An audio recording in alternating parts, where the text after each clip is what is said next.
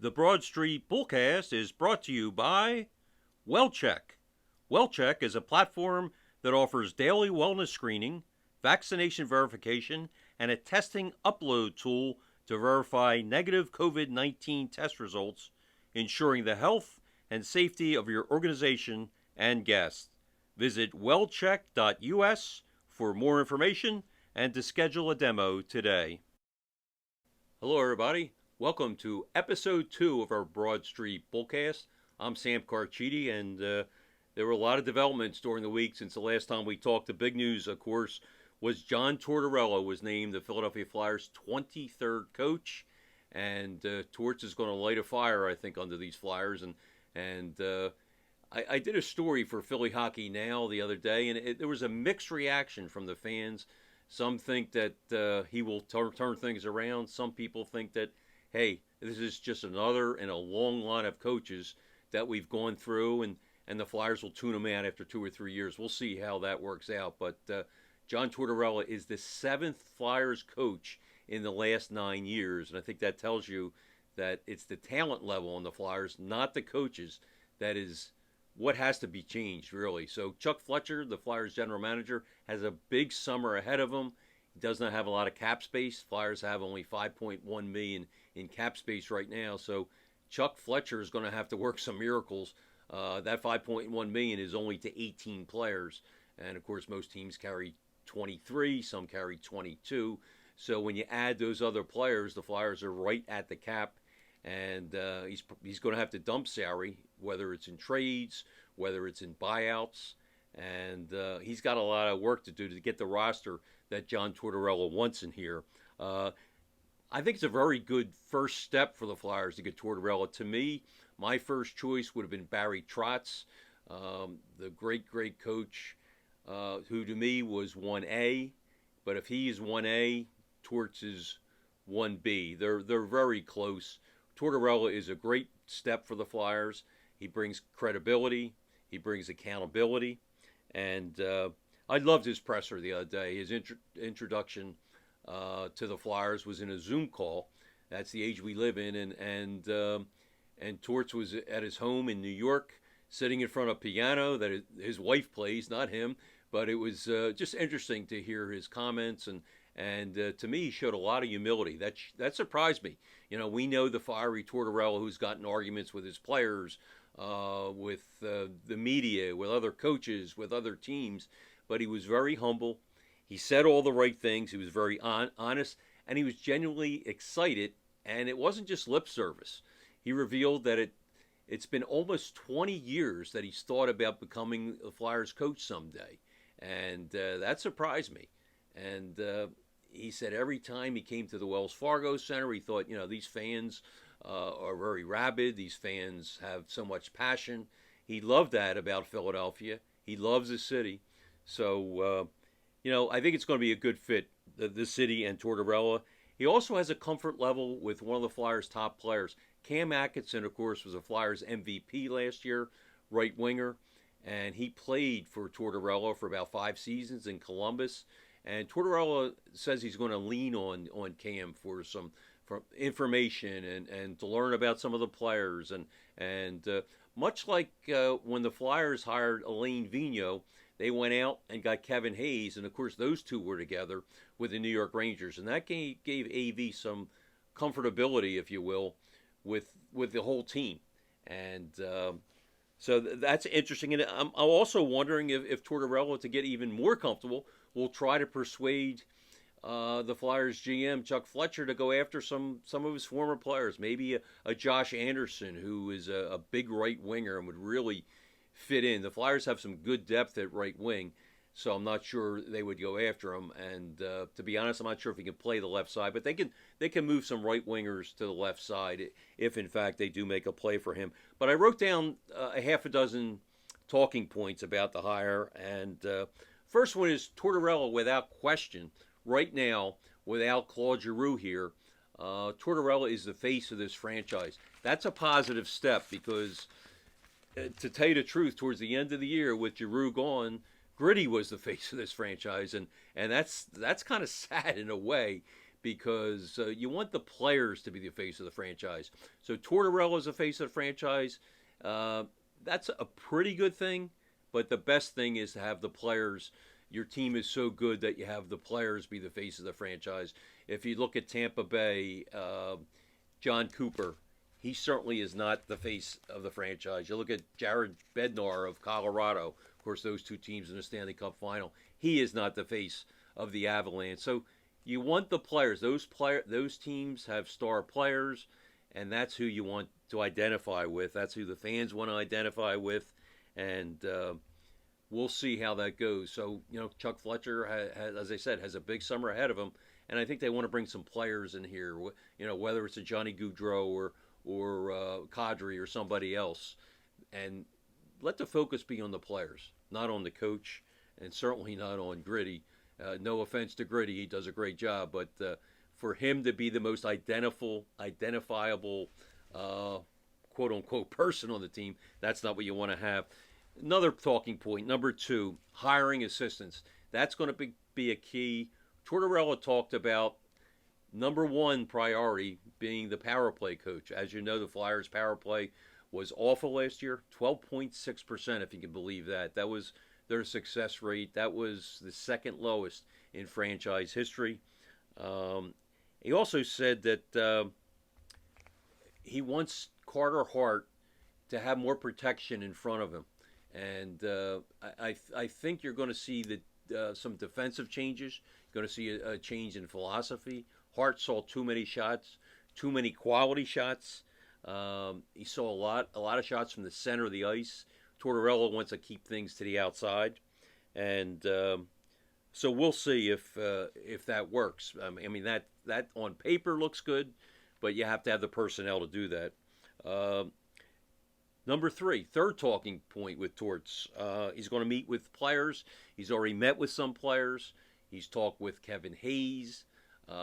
He's obviously talked to Cam Atkinson. In the near future, he's going to talk to Ryan Ellis.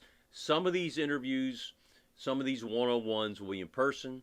Some of them, like with Carter Hart, who lives outside of Edmonton, will just be on the phone.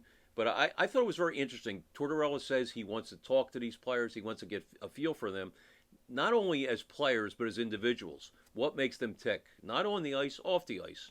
What are some of their hobbies? I mean, it may sound kind of corny, but I think it's great that he wants to invest the time to get to know the people, know what gets them excited, know what they do in their spare time, know about their families, know about their kids. And so that's number 3. That's on his to-do list, to talk to as many Flyers as he can in the upcoming weeks. Number 4 on the to-do list, naming a captain. That's not going to happen until training camp, maybe even after training camp. There are a lot of great candidates. I mentioned Cam Atkinson. He's certainly a candidate. Sean Couturier, to me, is the number 1 candidate just because he's been here for so long. But I like Coots as a leader. And the thing I like about Couturier is that, when he's talking to the media, he's not politically correct. He'll talk about the weaknesses. He'll talk about what needs to be overcome. He'll talk about what needs to be improved. And he'll do that not insulting his teammates, not insulting the coaching staff. He does it in a professional way. And, his play on the ice speaks volumes. So Couturier, to me, he's been here for such a long time. I think he's the number 1 candidate. Cam Atkinson is number 2 in my book anyway. And this isn't any insider, anybody from the Flyers front office talking about this. This is just my view from observing the players and talking to players. I would say Scott Lawton would be on that short list, and probably Kevin Hayes. So the other thing is, I just want to play devil's advocate. This is my 5th point, talking about Torts. As I said, this is the 7th coach in 9 years. Alain Vigneault, who of course coached at the beginning of last year, coached here for 2+ seasons, had the same resume, same type of resume as Tortorella. Everything is the same. In fact, he had a higher winning percentage than Torts. The only thing he didn't have was a Stanley Cup championship. He got a couple teams to the finals, but never won the cup as Torts did in Tampa Bay. in 2004. But my point is it the coach? And I'm trying to reinforce what I said earlier. You look at AV, great coach, one of the winningest coaches in NHL history, and he couldn't get it done here. So is Tortorella going to have the same fate? I think he will if the Flyers don't get younger. They don't improve their farm system. They don't improve the talent level. So at this point, it's not the coach, and I think Chuck Fletcher realizes that, and I think you're going to see a lot of changes in the offseason as much as you can when you're up against the cap. Sixth talking point here is for Tortorella. After he talks to his players, the next order of business is the July 7th and 8th draft. As you know, the Flyers have the number 5 pick. Torts will be in the conversation with the scouts for, what he likes, the type of player he likes. After that, we have free agency. And also, maybe he will not have the assistant coaches picked by then. Maybe he'll have one, maybe he'll have two. As I mentioned earlier, the number one hire, the most important hire, is the power play coach. Do you go out and go after Joey Mullen, who now, believe it or not, is coaching in a 3-on-3 league, which is just starting up? It's a new league, and John LeClaire, the great former Flyer, is also coaching there. But Joey Mullen, to me, if you look at his past track record, he was here for 9 years. 7 of those 9 years, the Flyers were in the top 10 on the power play. And I think, if I'm remembering correctly, 5 of those years they were in the top 5. So Joey Mullen, I think he deserves a lot of consideration. But they're the things that will be settled. And before you know it, we'll have training camp in September. It's going to be a busy summer. It's going to be an interesting summer. And it's going to be an interesting season with John Tortorella here, that's for sure. And there will be no shortcuts for these Flyers. And again, John Tortorella is the coach. We do not have his assistants yet. We do not know who the captain is yet. But we're going to have a lot to talk about in the coming weeks and months before we head into training camp. And we're going to take a quick break. And when we come back, we're going to answer questions from fans. We had a lot of great questions again. But stay tuned, and we're going to listen to, I'm going to take some questions from fans on Twitter, and we appreciate you watching our Flyers podcast. Broad Street Bullcast is brought to you by WellCheck. WellCheck is the only all-in-one critical event management and verification platform. Visit wellcheck.us for more information and to schedule a demo today. Welcome back to the mailbag portion of our Broad Street Bullcast, and I want to thank all the people that submitted questions on Twitter. We had so many questions, so many great questions, and this would be an hour and a half podcast if we answer them all. But I want to thank you. I appreciate all the submissions. We'll get right into it. The first one is from Angelo Fiamoro. He asked, "Is Johnny Gaudreau a Torts type player?" He implied that he was not a Torts type player. And Angela, let me just say this. If Johnny Gaudreau has close to the season he had this year, he scored 40 goals, had, I believe, 114 points, career year for him. Let's just say he scores 30 to 40 goals. He will be a John Tortorella type player. I don't think Torts would mind if he got that kind of production. The Flyers certainly wouldn't mind. And for those who don't know, Gaudreau, of course, is a South Jersey product, and he's an unrestricted free agent, and he'll probably cost at least $9 million, maybe 10, and the Flyers are going to have to free some cap space if they got him. And that leads us into the second question, and Johnny Gaudreau is part of that one as well. Another Angelo Masso, asks, if you were the Flyers, would you prefer to back up the Brinks truck for Alex DeBrincat of the Chicago Blackhawks? Or would you go for Johnny Gaudreau in free agency? Now, DeBrincat you'd have to get in a trade. He's a left winger who has had tremendous seasons. He's about 5'7", maybe 165 pounds, had 41 goals this year. He and Gaudreau are both proving that there's a place for the young player. DeBrincat is 24 years old. Again, you have to trade for him. It's different than Gaudreau, who you could sign as a UFA. DeBrincat, 24. He has 1 year left, and he'll become a restricted free agent. The Blackhawks, according to reports, want a top player. They want a high draft pick, so I'm assuming a number one pick, and they want a player who is a very good prospect. So let's go to the Flyers. Do you trade them Ivan Provorov? He's a top player, a very good player, not a great player, a very good player. A number one pick. Certainly you're not going to trade a number one pick next year. 2023 is going to be a great year for the draft. I don't think you trade the number 5 pick this year, the number 5 overall pick, maybe in 2025. And then you have to give up a prospect. Maybe you give up an Igor Zamula. To me, that's too much. If you can maybe give them a second round pick, maybe I do that. But again, you're going to have to find a way to sign DeBrincat after next year, and he could go somewhere else. And then what do you have? Now Goudreau, I'm assuming it's going to be a long-term deal. Again, probably $9 million minimum. That's with a hometown discount. So it's a tough question. It's not something you can say, I'd rather do this, rather do that, without knowing, which players would be involved. They certainly would both be great players for the Flyers.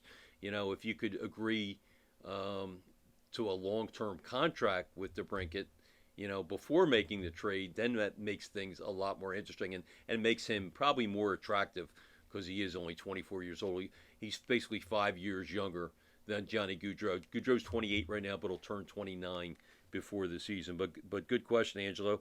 The next question, Chris, he congratulates Zach Hill, and he says, who is the poor soul who is replacing Zach Hill? Judging by the outpouring of support, he's going to have some big shoes to fill. Zach is a tremendous person. For those who don't know, he's been the Flyers public relations director for 29 years. Before that, he was with the Sixers. I've been in this business for close to 50 years. Zach Hill is the best public relations director that I've ever dealt with. Some public relations directors feel like their job is to run interference for the media. Zach was never like that. He was getting the message out. And as Chuck Fletcher said the other day, no request was too big, no request was too small. You could be from a small paper, you could be from a big paper, you could be from a big media outlet, small media outlet. He treated everybody the same, and he went 110% for everybody. He's being replaced by Joe Seville, another great guy in the public relations department. He's being promoted. He's got big shoes to fill. I just want to congratulate Zach Hill, and I want to thank Chris for asking that question because it gave me a chance to talk about Zach. Just a great human being, and we wish him the best in retirement. And we're going to miss him. He's still going to be around as a consultant for a year. He'll be in and out, and I know he's going to the draft in July. So best of luck, Zach. You are the best, no question about it. We'll now go to a question from James Crozier. Like that first name, just like my grandson. Which players are Torts type players? And which players will have to adapt the most because of his style? It's interesting. I asked Torts today. We had a meet and greet with him in Voorhees, and I asked him today that same question. What is a John Tortorella type player? What do you look for in a player? He has a reputation for wanting gritty players. He loves gritty players. And he said, you know what? I've been pigeonholed with that. I'm not just for gritty players. Yes, I love gritty players. I love third and fourth line players. And to me, they're easier to coach. The third and fourth line guys are always hungry. They're easier to coach than the first and second liners. He said, that said, he loves the top line players as well, and he says what he likes to do, he likes to get the top 6 players, top 6 forwards, to incorporate into their game what he gets from the third and fourth liners. In other words, he wants to get more grit out of them. He wants the first and second line players to get dirty goals. He wants them banging in front of the net. He doesn't want them just skating freely and taking shots from the wing. He wants them to incorporate, what he gets from the third and fourth liners. By the same token, he wants his third and fourth liners to incorporate what the top 6 guys give him, and he wants them to chip in with some goals and not just be one-dimensional. I thought that was a great answer, and I think that you'll see that spread out more. Maybe you'll get more production from the third line. Maybe you'll get 16, 18 goals from a third line center. That's the goal. But anyway, he says it's a misconception that he only likes that you're going to have a team of muckers and grinders, and that's not the way it's going to be. And yeah, Torts was right on, I thought, with that comment, and you need that. You need the production from your bottom six. As maybe you're not going to get as much production as you get in the top six, but they're going to contribute in other ways. Next question from Mike Evangelisi. He said, is the number 5 pick, which the Flyers have, being traded or kept? That's the $1 million question. Chuck Fletcher will not give a hint either way, but I am told that the pick is in play. Whether they move ahead and try to get maybe the number 2 pick. We talked about this a little bit last week on the podcast. The Jersey Devils have that pick in play. I think if you can trade an Ivan Provorov and get a Slafkovsky, who is a big left winger, close to NHL ready, I think the Flyers might pull the trigger on that. As far as trading down, it's tough because if you trade down, you don't know what's going to be there. Let's just say they trade down to 11. Is a Matt Savoy going to be there at 11? If you had a crystal ball and knew Matt Savoy was going to be there at 10 or 11, I think you definitely do that. Because then you add, in the trade, you get, a second-round pick, in addition to getting that first-round pick later in the opening round. So that's a tough decision for Chuck Fletcher. The odds are, I talked to some other people connected with the Flyers in the draft. They said the odds are we will keep that pick, but we're certainly, listening and considering everything. When you've had such a miserable season as the Flyers had, you have to listen to everything, and again, Savoy would be my pick at number 5. The Flyers, though, as of last week, we're not really entertaining that. My guess is they go for left winger Cutter Gauthier. Again, we talked about him a little bit. He's a big left winger. He plays good defense. He's got a great shot. But we'll see how it plays all out. My guess is they keep the number 5 pick just because it's so difficult to get everything in line up to make a trade, whether it's going up or down. And we'll see. Again, the draft, July 7th and 8th in Montreal. It should be fascinating, especially for the Flyers, who have the number 5 pick. And that's going to conclude episode 2 of our Broad Street Bullcast. I want to thank everybody for watching or listening. I want to thank my great son, Sam, who is a producer and does a great job. As I said last week, he knows more about sports than anybody in this room, that's for sure. And as the late, great Gene Hart used to say, good night and good hockey.